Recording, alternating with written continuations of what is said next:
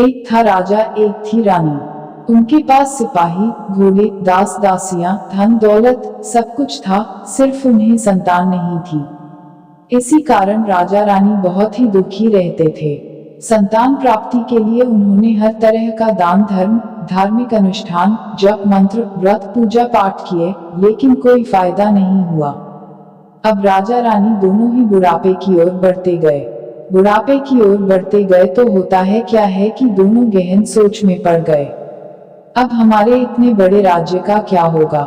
कौन बनेगा इस राज्य का वारिस? कौन लेगा प्रजा की जिम्मेदारी? राजा रानी दिन रात इसी चिंता में घुलने लगे। उन्हें खाने पीने की भी सुध नहीं रहती। तो एक सुबह होता है क्या है कि राजा के दरबार में एक साधु आता है तो दासी रानी को इत्तिला करती है। तब वह दासी से कहती है, यह मेरा अंतिम दान धर्म है। इसके बाद मैं अपने हाथों से कोई दान धर्म नहीं करूंगी। रानी चावल भरा छाछ हाथ में लेकर बाहर आती है और साधु की झोली में भिक्षा डालने आगे बढ़ती है। तो उसके चेहरे पर छाई उद्विग्नता साधु की दृष्टि में आती है। वह उससे पूछता है, रानी साहिबा क्या हुआ है? आप क्यों इतनी उदास हैं? तब रानी साधु को सारी हकीकत बताती है और सिसकने लगती है। उस पर वह साधु कुछ पल गंभीर हो जाता है और कहता है, चिंता मत करना रानी साहिबा, आपकी संतान की इच्छा पूरी हो जाएगी। आपकी कोख से एक पुत्र जन्म लेगा। मात्र वह 14 साल तक ही आप लोगों को मिलेगा, उसके आगे वह इस मृत्युलोक में नहीं रह पाएगा। इससे बढ़कर आपको कुछ देना मेरे लिए संभव नहीं है।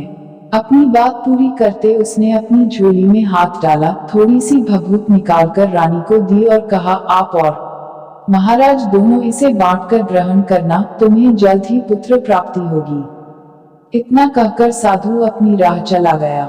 उसके जाने के बाद रानी सोचने लगी, 14 साल तो 14 साल ही सही, उतने समय के लिए हमें पुत्र मिलेगा, यही काफी है। उतने साल तक मैं उसे जी जान से बड़ा करूंगी, उसे ढेर सारा लाड़ दुलार दूंगी, अपनी संतान की मुराद पूरी करूंगी। उस रात अपना सारा राजकाज खत्म करके राजा जब रानी के महल में गए तो रानी ने क्या किया कि राजा को सारी बात बताई और साधु की दी भभूत राजा को दिखाकर बोली, साधु महाराज ने यह भभूत हम दोनों को ग्रहण करने को कहा है। राजा बोले, इतना दान धर्म किया, जब तक किया, कोई फल नहीं मिला। अब इस भभूत से हमें संतान प्राप्ति होगी क्या? उस पर रानी बोली, जब इतना सब कुछ किया तो अब यह भी सही। खामख्वाह उस साधु के क्रोध को क्यों बुलावा दे। राजा को अब किसी पर विश्वास नहीं था, लेकिन पत्नी को दुख न पहुंचे इसलिए वह राजी हो गया। राजा राजी हो गया तो फिर क्या होता है कि राजा रानी दोनों नहाते धोते हैं, फिर अपने भगवान का नाम स्मरण करते हैं, अपने पुरखों को स्मरण करते हैं और उस साधु महाराज का नाम स्मरण करके वह भभूत बांटकर दोनों खाते हैं। उसके बाद दोनों निश्चिंत होकर सो जाते हैं। तो कुछ दिन गुजर जाते हैं और साधु द्वारा कहे अनुसार रानी गर्भवती हो जाती है। उस पर राजा रानी दोनों की खुशी गगन में नहीं समाती। राजा रानी से बोला, महारानी सचमुच साधु महाराज की कृपा हो गई।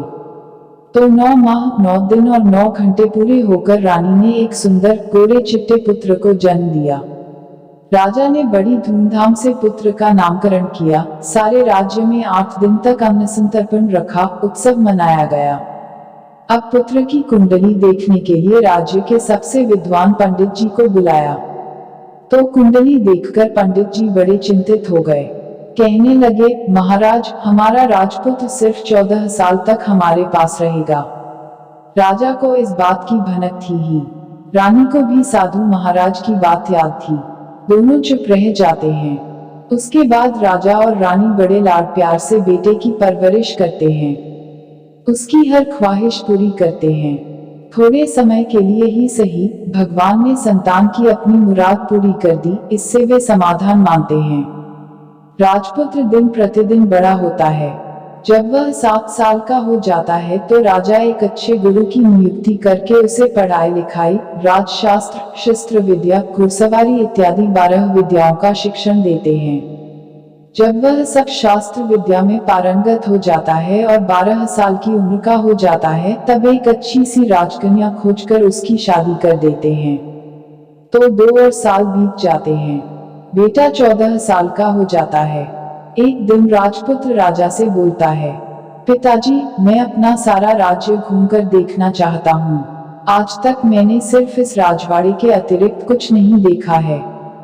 बेटे की बात सुनकर राजा चिंतित हो जाता है, क्योंकि पुत्र को 14वां साल शुरू हुआ था। अब कोई अनहोनी होने का वक्त नजदीक आ पहुंचा था।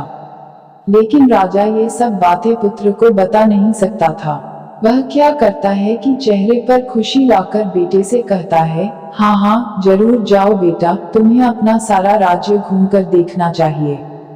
कहाँ क्या है, यह सब जानना चाहिए। कल मेरे बाद तुम्ही को तो राजा बनना है। मात्र एक बात का ध्यान रखें, तुम जहाँ जा रहे हो, क्या कर रहे हो, यह बात अपनी पत्नी को नहीं बताना। पुत्र कहता है, ठीक है पिताजी, आपने जो कहा है मैं वैसा ही करूँगा। तो होता क्या है कि राजपुत्र दिन भर अपनी पत्नी के साथ मौज मस्ती करता है, खुशियां मनाता है और रात को ठीक 12 बजे बिस्तर से उठकर बाहर चला जाता है। फिर पौ फटने से पहले वापस अपने महल में आकर सो जाता है। ऐसे बहुत दिनों तक चलता रहा। अब पुत्र का 14वां साल खत्म होने में कुछ दिन ही बाकी रहते हैं। इतने में क्या होता है कि उसकी पत्नी यानी छोटी रानी रात में जाग जाती है। वह देखती है कि बिस्तर पर राजपुत्र नहीं है। वह महल में सब जगह देखती है तो राजपुत्र कहीं भी नजर नहीं आता। तो वह क्या करेगी, किससे कहेगी? वह चुपचाप रहती है। फिर भोर होने पर वह देखती है कि उसका पति अपनी जगह सोया हुआ है। वह पति से कुछ नहीं पूछती। लेकिन दूसरी रात भी वैसे ही होता है। तीसरी रात, चौथी रात, ऐसे बहुत दिन तक चलता है। रानी बहुत ही चिंतित हो जाती है। पति रात को जाता कहाँ है, किससे मिलने जाता है? उसको मन में ढेर सारे सवाल उठते हैं, लेकिन उसे पूछने में उसे डर लगता है, शायद पति गुस्सा कर बैठे। सास ससुर से पूछने के बारे में सोचा तो उसकी कुल मर्यादा बीच में आ जाती थी। तो इस तरह मन ही मन वह कुटती रहती थी। इस हालत में उसे खाने पीने में दिलचस्पी नहीं होती, वह दुबली पतली हो जाती है। तो उस राज्य में फूल बेचने वाली एक बूढ़ी मालिन थी। वह हमेशा छोटी रानी को फूल देने उसके महल में आती थी। उस बुढ़िया का ध्यान छोटी रानी पर जाता है। वह उससे पूछती है, बेटी तुम्हें किस बात का दुख है? तुम इस तरह सूख कर कांटा क्यों बनी हो? उस पर रानी कहती है, क्या बताऊं तुम्हें अम्मा, तुम्हारा राजपुत्र हर रात बिस्तर पर से उठकर कहीं चला जाता है और सुबह भोर होते ही वापस आकर सोता है। वह कहाँ जाता है? प्रेमिका से मिलने जाता है क्या? यह सोच सोचकर मैं अन्न जल ग्रहण नहीं कर पाती और सूख सूख कर इस तरह कांटा बन गई हूँ। बुढ़िया सब बात सुनकर उसे एक उपाय बताती है, तो बेटी ऐसा करना, आज रात तुम सोना मत। उसके पीछे जाकर देखना कि वह कहाँ जाता है, क्या करता है। उसकी अच्छी तरह से पहरेदारी करना। पर मुझे नींद आ गई तो?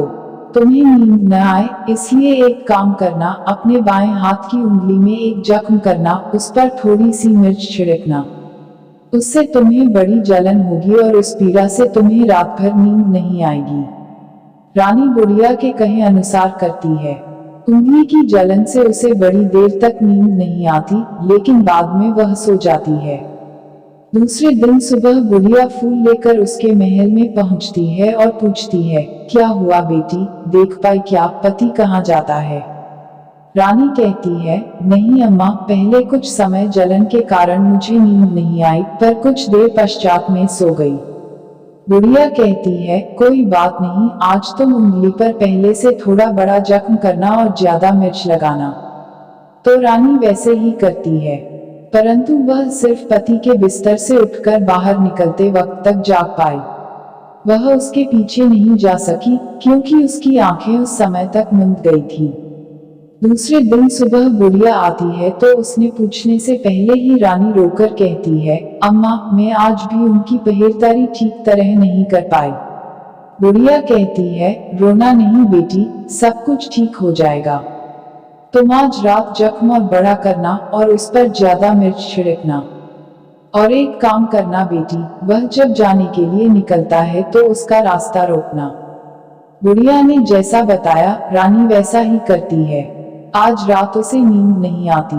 पति रात 12 बजे बिस्तर से उठकर जब महल से निकलने के लिए चलने लगता है तो वह बुढ़िया ने जैसे बताया वैसे ही करती है। दौड़कर जाकर पति का रास्ता रोकती है और कहती है, कहाँ जा रहे हो? किससे मिलने जा रहे हो? मुझे बताओ। राजपुत्र उसे समझाने की बहुत कोशिश करता है, देखो अगर मैंने तुम्हें वह बताया तो मैं तुम्हें दोबारा नहीं मिल पाऊंगा। कोई बात नहीं, न मिल पाओ, लेकिन आप रात के समय कहाँ जाते हो यह मुझे पहले बता दीजिए। राजपुत्र निरुपाय हो जाता है। पत्नी की जिद के आगे उसकी एक नहीं चल पाती। ठीक उसी समय उसका 14वां साल खत्म होकर 15वां साल लगने वाला था। जो होता है वह हो जाने दो, वह सोचता है और कुछ चावल मंत्रों से सिद्ध करके पत्नी को देकर कहता है, इन चावलों के दानों को दोनों हाथों की मुट्ठी में पकड़ना। पहले दाएं हाथ में पकड़े चावल मेरे ऊपर फेंकना, मैं कौन हूँ तुम्हें पता चल जाएगा। बाद में बाएं हाथ में पकड़े चावल मेरे ऊपर फेंकना, मैं जैसा था तुम्हें मिल जाऊंगा। लेकिन यदि तुम बाएं हाथ के चावल मेरे ऊपर फेंकना भूल गई तो मैं तुम्हें कभी नहीं मिल पाऊंगा। नहीं भूलूंगी। रानी बड़े आत्मविश्वास के साथ कहकर दाएं हाथ में पकड़े चावल पति के ऊपर फेंक देती है। तो राजपुत्र एकदम एक विशाल घोड़ा बन जाता है। एकदम उम्दा, सफेद, गर्दन पर लंबी अयाल। देखते देखते वह तेजी से दौड़ने लगता है। रानी उस घोड़े को एकदम भौचक्की होकर देखने लगती है और पति ने बाएं हाथ के चावल फेंकने की जो बात कही थी वह भूल जाती है। उसकी आंखों के सामने घोड़ा महल से बाहर निकलकर चला जाता है। घोड़ा जो महल से बाहर जाता है तो वापस नहीं आता। अब रानी को बड़ा पश्चाताप होता है। वह स्वयं को कोसने लगती है, लेकिन अब उसका कोई फायदा नहीं होने वाला था। राजपुत्र अब वापस नहीं आने वाला था। सुबह होते ही महाराजा महारानी को सब बात पता चलती है। उन्हें बहुत दुख होता है।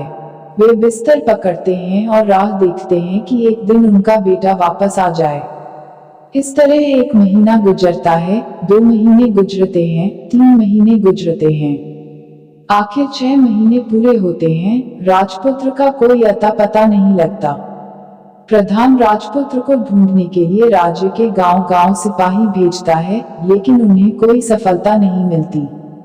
इधर रानी अपनी हट के कारण पति गायब हो गया यह सोचकर स्वयं को मन ही मन कोसती है और प्रण लेती है कि कुछ भी करके पति को ढूंढ लाएगी और उसे वापस घर लेकर आएगी। एक दिन वह सुबह उठकर सास ससुर के महल में जाती है और कहती है कि मैं अपने पति की खोज में जा रही हूँ।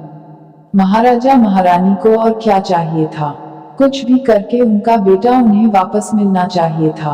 वे बहू को जाने की अनुमति देकर कहने लगे, बेटी तुम्हें जो चाहे वह करो, जहाँ जाना है वहाँ जाओ, लेकिन हमारे बेटे को वापस लेकर आओ।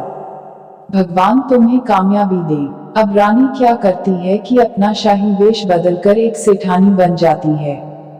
कुछ दास दासियों को, कुछ नौकरों को साथ में लिया, कुछ सामान साथ लिया और राज्य की सीमा पर जाकर वहां एक भोजनालय खोल दिया।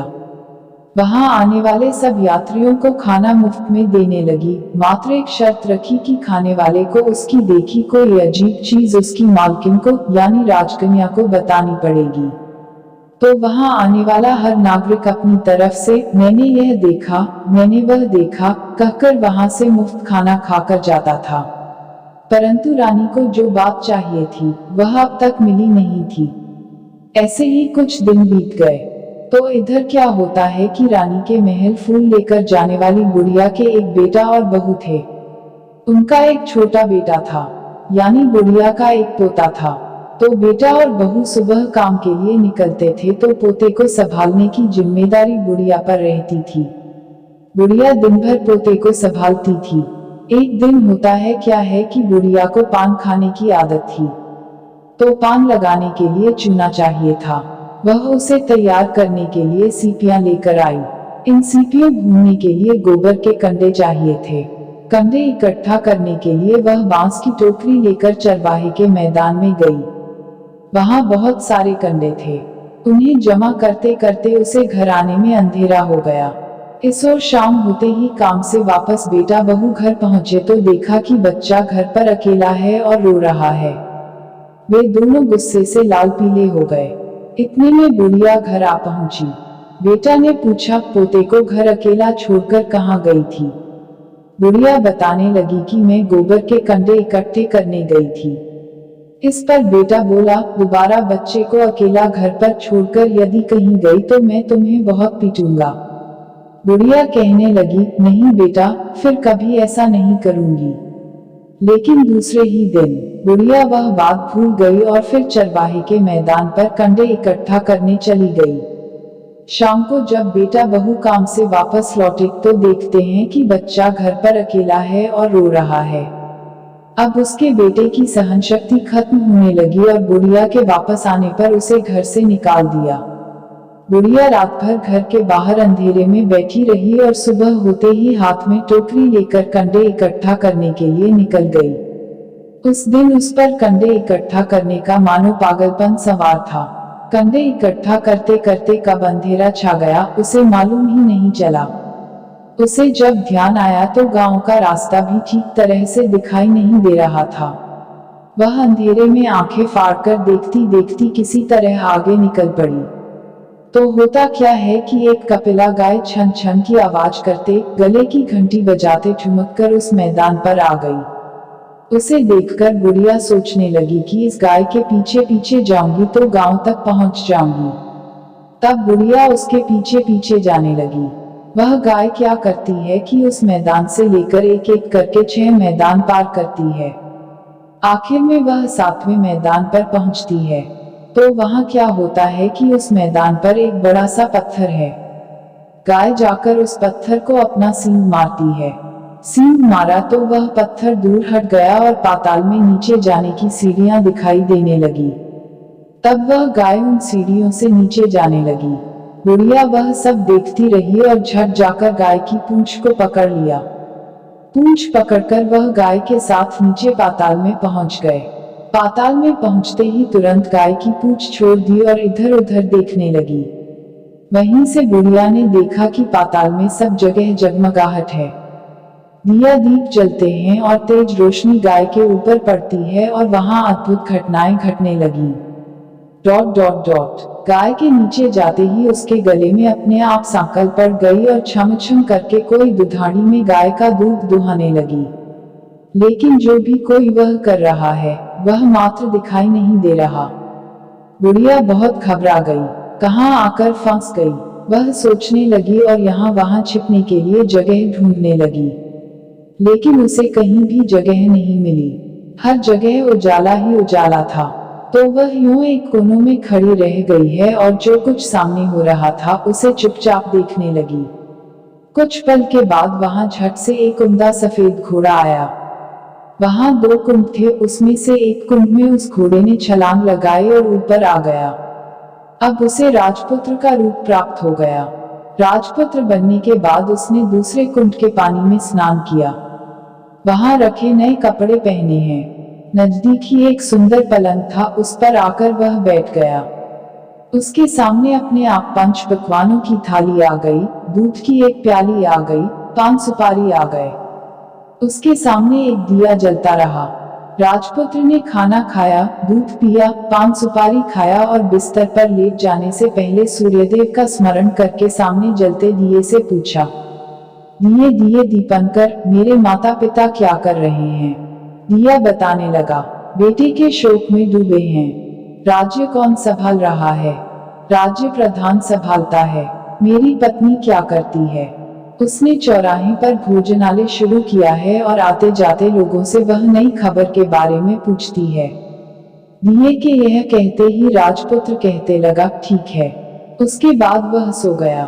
बुढ़िया कोने में खड़ी रहकर यह सब देखती रही।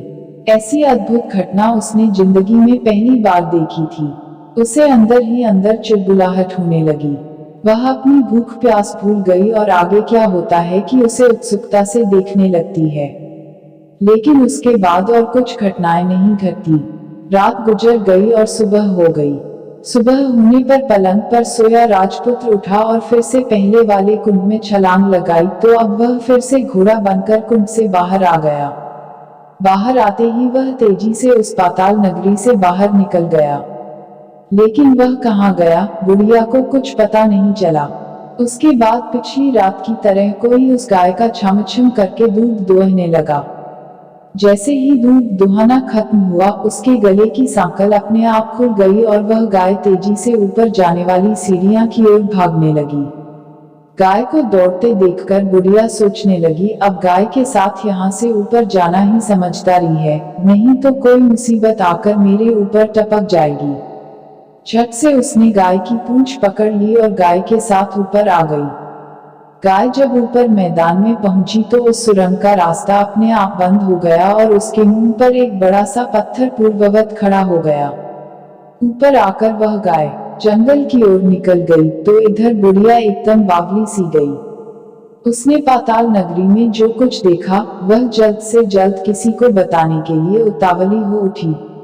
उसे एकदम याद आया है कि नगर की सीमा पर कोई औरत भोजनालय चलाती है और नई बात बताने वाले को अच्छा खाना पीना मुफ्त में देती है।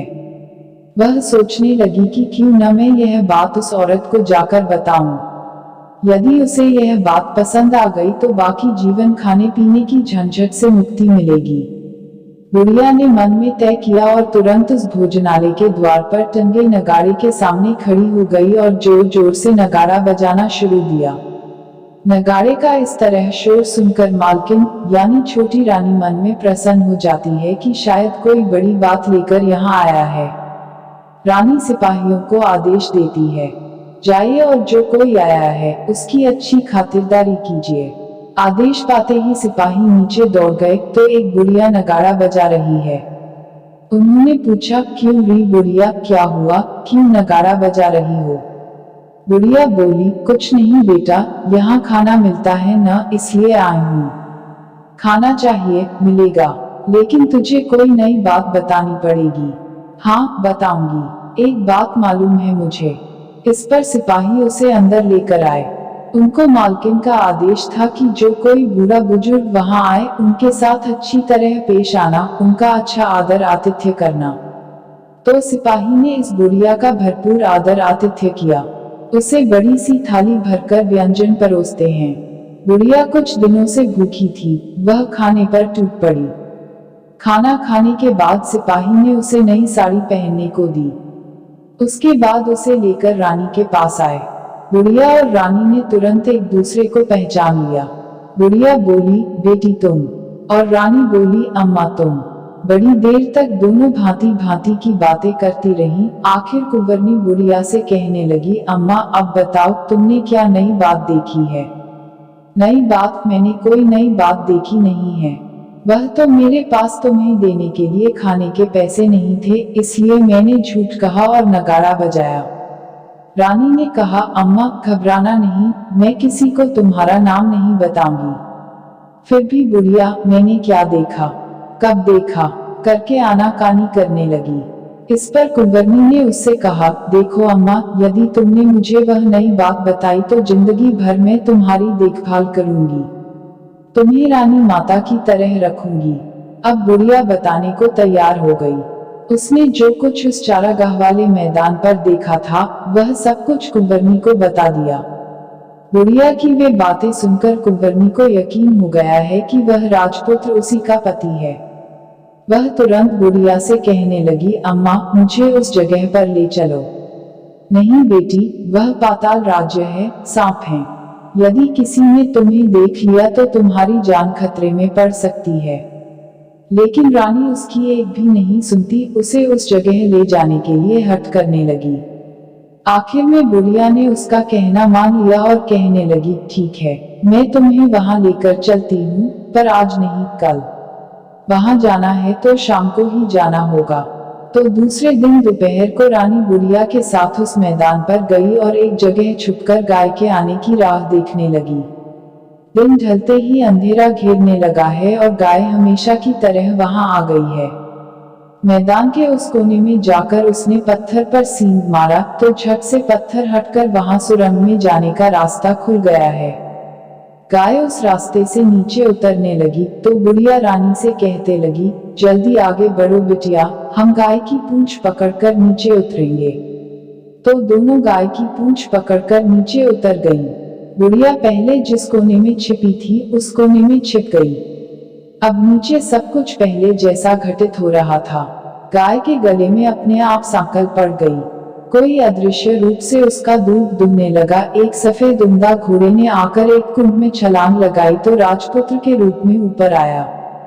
वह राजपुत्र दूसरे कुंड में नहाने लगा। बाद में उसके सामने खाने की थाली आ गई, दूध की प्याली आ गई, पान बीड़ा आ गया।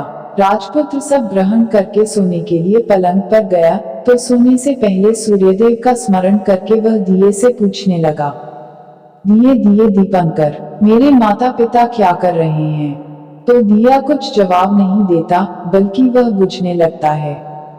तब राजपुत्र को कुछ अघटित हुआ है, इसका संदेह हो गया है। वह उदास हो गया है और जो कुछ हुआ है वह हो जाने दो, ऐसा सोचकर सोने के लिए बिस्तर पर लेट गया।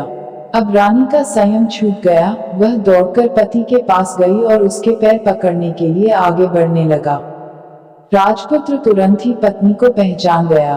वह झट से पीछे हट गया और चिल्लाने लगा, नहीं नहीं, मुझे मत छूना, सर्वनाश हो जाएगा। रानी दोनों हाथ जोड़कर पति से अपनी भूल स्वीकार करने लगी।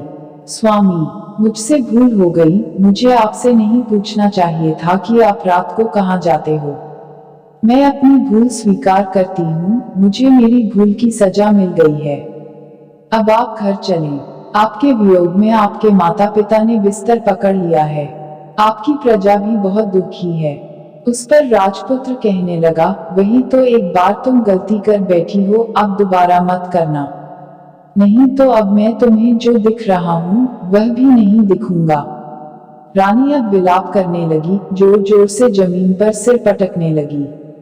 राजपुत्र के मन में उसके प्रति दया उत्पन्न हो गई। वह उससे कहने लगा, यदि तुम मुझे पाना चाहता हो तो तुम्हें एक काम करना होगा। काम कठिन है लेकिन वह तुम्हें अकेले करना होगा। कहो स्वामी, कितना भी कठिन काम हो मैं वह पूर्ण करूंगी। रानी कहने लगी। इस पर राजपुत्र ने उसे बताया, इस पाताल से ऊपर जाते ही तुम्हें एक घना जंगल नजर आएगा। ऐसे 6 जंगल पार करने के पश्चात 7वां जंगल मिलेगा। वह जंगल सबसे घना है। उस जंगल में बीचों बीच एक पीपल का पेड़ है। उसके आसपास की जगह पत्ते, फंदे, जटाएं, कांटे इत्यादि से ढक चुकी है। वहां बाघ, शेर, भालू, सांप सभी धमा चौकड़ी बैठती है। तुम्हें उन सब को भगाकर वह जगह साफ करनी है। उसकी गोबर से लिताई करके पवित्र बनाना है। रंगोली से सजाना है। उसके बाद वहां धूप, कपूर, अगरबत्ती जलानी है।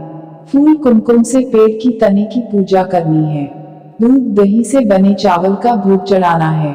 ये सब तुम्हें दोपहर को 12 बजने के पहले करना है। 12 बजने के समय तुम्हें उस जगह पर बैठकर सूर्य भगवान का ध्यान करना है। ठीक 12 बजे सूर्य भगवान का रथ वहां उतरेगा। वे वह सब देखकर खुश हो जाएंगे और कहेंगे, जिस किसी ने यह सब किया है उसे मैं मनचाहा फल दूंगा।